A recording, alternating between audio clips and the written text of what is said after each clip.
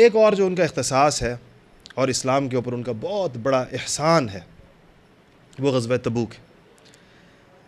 اس لشکر کو جیش العسرہ کہتے ہیں۔ جیش العسرہ کا مطلب ہے تنگی کا لشکر۔ پانی دیجیے گا مجھے۔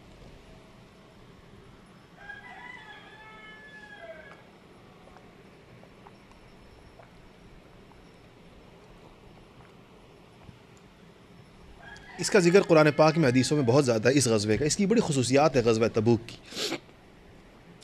یہ وہ موقع تھا کہ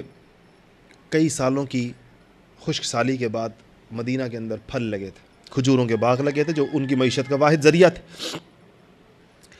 اور یہ وہ موقع تھا جب گرمی بڑی شدید تھی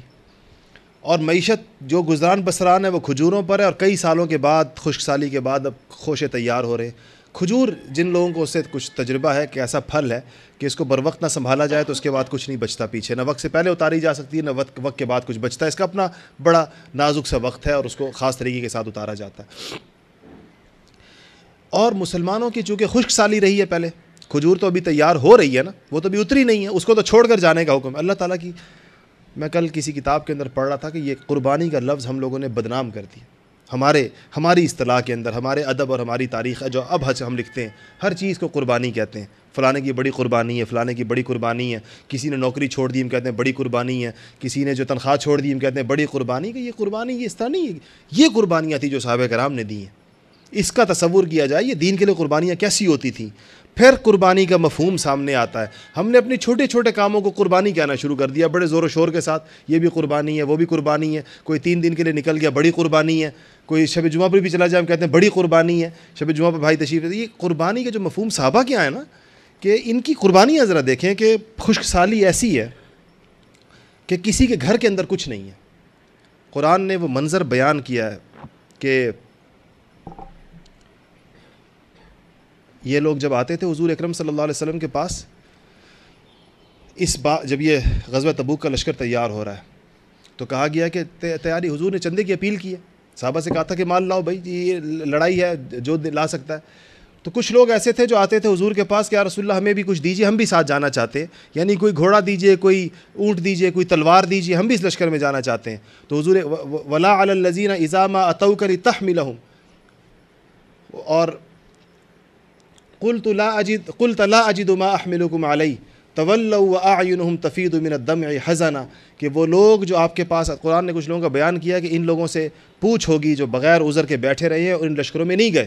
ان مسلمانوں سے۔ پھر کہا کچھ لوگوں سے پوچھ نہیں ہوگی، قرآن نے کچھ لوگوں سے نہیں پوچھا جائے گا وہ کیوں نہیں گئے، ان میں کہا کہ وہ لوگ ہیں ولا علی الذین، ان پر نہیں ہے دوش، ان پر کوئی سبیل نہیں ہے، اذا ما اتوک لتحملهم، جو آپ کے پاس آئے تھے کہ یا رسول اللہ ہمیں دیجیے ہم جاتے ہیں، کوئی تلوار ہو، کوئی تیر ہو، کوئی نیزہ ہو، کوئی زرہ ہو، کوئی اونٹ ہو، کوئی گھوڑا ہو، کوئی چیز جو کام آتی ہو لڑائی کے اندر، لتحملهم، کہ ہمیں وہ دے دیجیے۔ تو قلت لا اجد ما احملکم علیہ، آپ نے فرمایا میرے پاس کیا ہے جو تمہیں دوں، لا اجد ما احملکم علیہ، میرے پاس کچھ نہیں ہے جو میں دے دوں۔ تولوا، وہ لوگ واپس لوٹتے، واعینہم تفیض من الدمع، اور ان کی آنکھیں آنسو بہا رہی ہوتی تھی کہ آج ہم رسول اللہ کا ساتھ نہیں دے سکتے، ہمارے پاس ہے نہیں جانے کے لیے۔ تو قرآن نے کہا کہ ان پر تو دوش نہیں ہے، اس کے علاوہ اگر کوئی اس لشکر سے گھر بیٹھا ہے باوجود نبی کی ندا کے اور اس کی صدا کے تو اس سے پوچھا جائے گا۔ یہی موقع ہے۔ عثمان غنی اور دوسرے صحابہ سے حضور نے کہا کہ یہ لے کر آؤ اس موقع کے اوپر جس کے پاس جو کچھ ہے۔ تو اور حضور نے ایک عجیب اعلان فرمایا کہ جس نے اس لشکر کو ساز و سامان دیا، یہ جو تبوک کا لشکر ہے، تو میں اس کی جنت کی ضمانت لیتا ہوں۔ تو وہ جنتی ہوگا جو بندہ اس لشکر کو من جہز ھذا الجیش، یا اس طرح کے الفاظ ہیں کہ اس کی تجہیز کی جس نے، اس کو سامان دیا جس نے اس لشکر کو جو یہ جا رہا ہے۔ عثمان غنی رضی اللہ تعالیٰ عنہ وہ باسعادت انسان تھے جن کے مال سے اللہ تعالیٰ نے اس لشکر کو تیار کیا۔ مختلف روایات آتی ہیں، کہیں آتا ہے 1000 دینار، کہیں آتا ہے 10,000 دینار، 1000 اونٹ، مختلف، کوئی کہتا ہے کہ 3 دفعہ کھڑے ہوئے۔ ایک بعض حضرات نے یہ بیان بھی کیا کہ حضور نے ادھر دیکھا تو پوچھا، ادھر والوں سے کہا تو ادھر سے کھڑے ہو کر اعلان کیا، حضور نے ادھر دیکھا تو ادھر سے دوڑ کے آئے ادھر کھڑے ہو کر اعلان کیا، حضور نے ادھر دیکھا تو ادھر سے دوڑ کے ادھر کھڑے ہو کر اعلان کیا۔ اور پھر اس کے موقع پر حضور اکرم صلی اللہ علیہ وسلم نے ان کو بشارت بھی دی جنت کی، اور ایک جملہ بھی اس موقع کے اوپر فرمایا تھا کہ اس کے بعد عثمان کے اوپر کوئی دوش نہیں ہے، اس کے بعد کوئی عمل عثمان کو نقصان نہیں پہنچائے گا۔ اب عثمان جو بھی کر لے عثمان کو کوئی نقصان نہیں پہنچے گا، مطلب اس کا یہ مفہوم یہ ہے، جیسا بدر والوں کے لیے بھی کہا تھا کہ تم اب جو مرضی کرو تمہیں کوئی نقصان نہیں ہوگا، کہ اگر تمہارا معاملہ اللہ تعالیٰ نے گویا کہ طے کر دیا، ایسا معاملہ عثمان کے بارے میں فرمایا، اور یہ آپ بھی خاص سعادت تھی۔ جب آپ کے گھر کا گھیراؤ ہو گیا، آپ نے ان مفسدین کو یہی واسطے دیے کھڑے ہو کر، اور وہ بڑی عجیب و غریب وہ اس کی ایک تفصیل ہے کہ آپ کھڑے ہوئے اپنے دروازے کے اوپر، آپ نے ان لوگوں سے پوچھا، میں تم سے کچھ چیزیں پوچھتا ہوں، تم مجھے بتاؤ، یہ بتاؤ کہ جب وہ بیر روما تھا، وہ کنواں تھا جو حضور اکرم صلی اللہ علیہ وسلم نے فرمایا تھا کہ کون ہے جو اس کو خرید کر اس یہودی سے مسلمانوں کے لیے وقف کرتا ہے، تو میں نے خریدا تھا، یا میں نے خرید کر اس کو آزاد کیا تھا یا نہیں کیا تھا، اس کو خرید کر مسلمانوں کے لیے وقف عام کیا تھا یا نہیں کیا تھا؟ ان خوارج نے کہا، مفسدین نے کہا ہاں آپ نے کیا تھا۔ کہا کہ اچھا یہ بتاؤ، جب حضور نے فرمایا تھا کون ہے جو مسجد نبوی کو توسیع کی ضرورت ہے، یہ ساتھ والے گھر مسجد نبوی میں خرید کر کون شامل کرے گا، تو میں نے کیے تھے یا نہیں کیے تھے؟ تو حضرت ساروں نے کہا کہ بالکل آپ نے کی تھی۔ کہا کہ وہ لشکر جو تبوک کے لیے جا رہا تھا، حضور نے فرمایا تھا کہ جو اس کو ساز و سامان دے گا میں جنت کی اس کی ذمہ داری دیتا ہوں، کیا میں نے یہ کیا تھا یا نہیں کیا تھا؟ کہا کہ ہاں بالکل آپ نے کیا تھا۔ کہتے ہیں اچھا یہ بتاؤ کہ جب وہ اس پہاڑ کے اوپر حضور اکرم صلی اللہ علیہ وسلم اور میں اور ابو بکر اور عمر کھڑے ہوئے تھے، اور اس پہاڑ ہلا، زلزلہ آیا اس کے اندر، تو حضور نے اس کو پاؤں مار کر کہا تھا کہ تیرے اوپر ایک نبی اور ایک صدیق اور 2 شہید کھڑے ہیں، تو پہاڑ تھم گیا تھا، رک گیا تھا، تم بتاؤ کہ یہ ایسے ہوا تھا یا نہیں ہوا تھا؟ ان کا بالکل ایسے ہوا تھا۔ تو کہا پھر تم مجھے کیوں قتل کرنا چاہتے ہو؟ تو کہا کہ تم مجھے کیوں قتل کرنا چاہتے ہو؟ اور جہاں تک اگر میں کسی اس کی بات ہے، تو میں نے تو اسلام لانے سے پہلے بھی حالت کفر کے اندر بھی کبھی زنا نہیں کیا اور کبھی شراب نہیں پی، میں نے تو حالت کفر میں بھی یہ کام نہیں کیے، جو جن چیزوں کی بنیاد پر زنا پر ایک انسان کا قصاص، یعنی وہ اس پر حد جاری ہو سکتی ہے نا۔ تو کہا کہ میں نے تو حالت کفر کے اندر بھی، جب میں مسلمان نہیں ہوا تھا، میں نے تو اس وقت بھی کبھی زنا نہیں کیا اور میں نے کبھی شراب نہیں پی،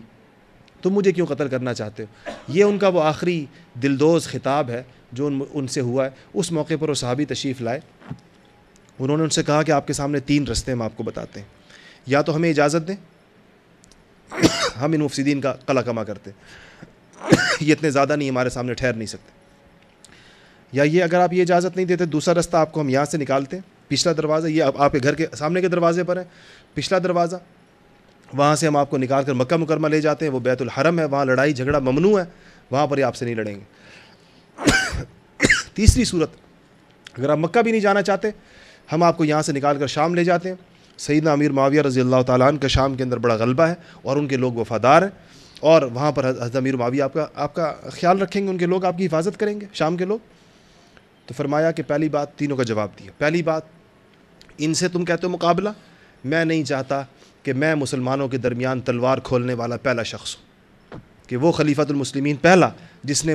یہ لوگ ان کو مسلمان تو سمجھتے تھے، اپنے آپ کو سب لوگ مسلمان کہتے تھے، وہ پہلا بندہ نہیں بننا چاہتا جس کی وجہ سے مسلمانوں میں تلوار چلی ہو، مسلمانوں میں خون ریزی ہوئی ہو، میں وہ نہیں بننا چاہتا۔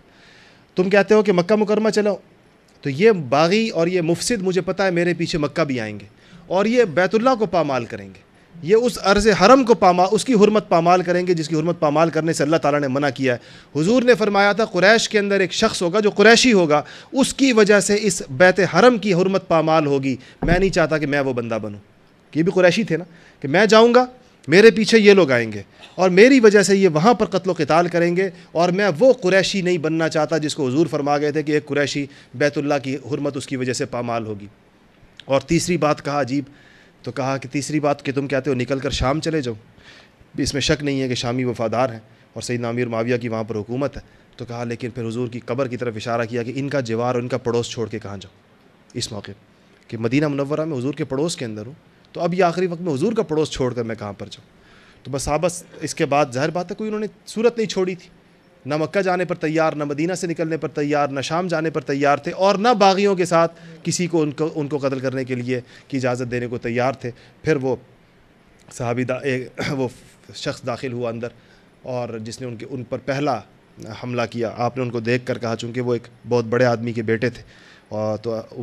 عثمان غنی نے ان سے کہا کہ اگر تمہارا باپ تمہیں دے، انہوں نے آ کر ان کی داڑھی پر ہاتھ ڈالا اور داڑھی پکڑی عثمان غنی کی، سفید ریش بوڑھے خلیفۃ المسلمین کی، تو انہوں نے فرمایا کہ تمہارا باپ تمہیں اس حال میں دیکھ لیتا تو تم سے خوش نہ ہوتا، تو اس نے کہا کہ میں تو آپ کے ساتھ اس سے بھی زیادہ بڑا کام کرنے چلا ہوں، یہ کہا اور اپنا خنجر آپ کی پیشانی کے اندر گھونپ دیا. اور اس کے بعد پھر حضرت نائلہ سامنے آئیں تو انگلیاں ان کی اہلیہ کی انگلیاں کٹ کر دور جا گری اور مظلومانہ شہادت ہوئی. اور باغی جنازہ نہیں ہونے دے رہے تھے.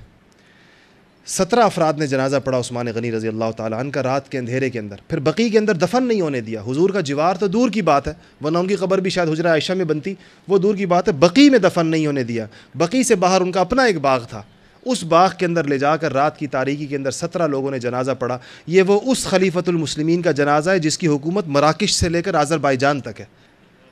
دنیا کے ایک کونے سے لے کر دوسرے کونے تک اس کی حکومت ہے. اس کے لشکر پوری دنیا کے اندر دنیا فتح کرتے چلے جا رہے ہیں، مگر حضور کے گھر کے اندر اور بیت الرسول کے اندر، مدینۃ الرسول کے اندر اس نے تلوار چلانے کی اجازت نہیں دی. اپنی مظلومانہ موت اور اپنی مظلومانہ شہادت برداشت کی، تلوار چلانے کی اجازت نہیں دی ہے. اور اس عالم کے اندر ان کا جنازہ ہوا اور ان کو دفن کیا گیا.